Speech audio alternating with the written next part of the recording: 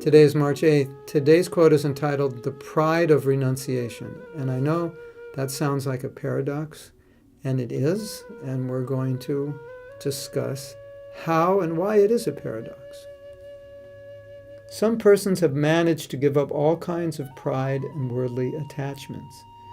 Yet pride still affects them as they think, quote, "I have no material attachments." This is from the Naradiya Purana.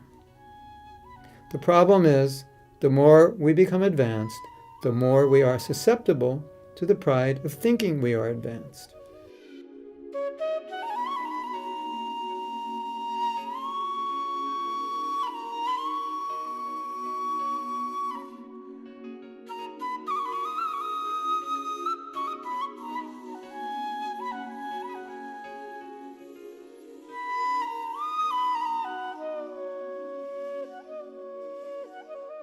This is interesting for several reasons. One,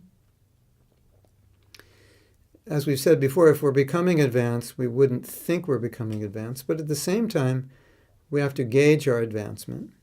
And then the third point is the obvious paradox being stated here. One has given up all material attachments, but they haven't given up the attachment to pride. So this verse says one has given up all material attachments. It sounds like they've given up everything, so how is it they're attached to pride? Well, they've given up all material attachments. They're not attached to home, to family, to wealth, to success, to money, and so forth, to the opposite sex. That's really interesting that someone that renounced would then become proud that they're renounced. So what does that mean?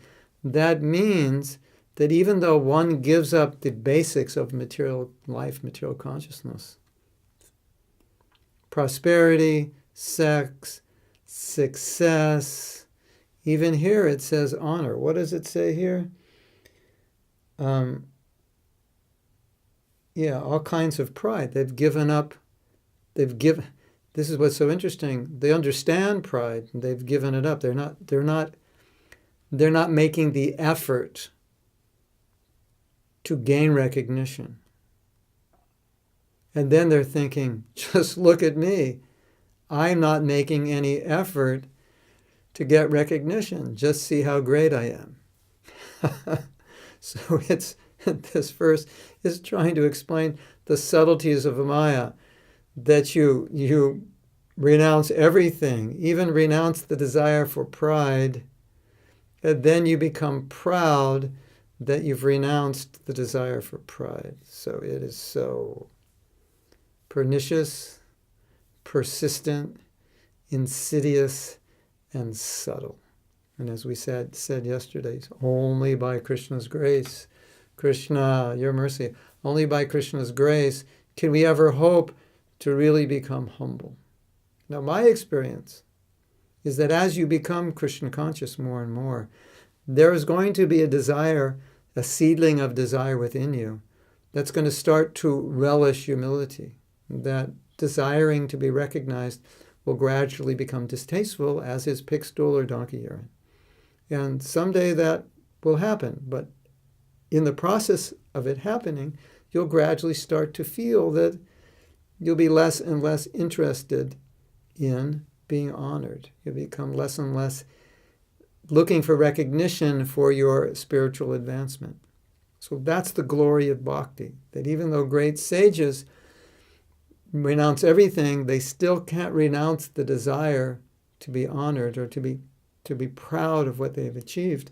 A devotee can be, because a devotee, by Krishna's mercy, can even renounce his consideration that he's spiritually advanced and just relish being very insignificant, like relish being a blade of grass. That's unique and special to the bhaktas that nobody else can get. So this verse is referring to sadhus and spiritualists, impersonalists, yogis, like that, karma yogis. But the bhaktas are special because they get such taste from their service to Krishna that they no longer desire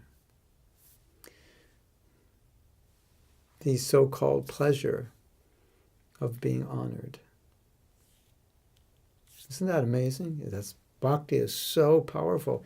And even we can achieve that position. Although we're not very advanced, even we can achieve that. And these great sages can't. That's Mahaprabhu's mercy. Definitely.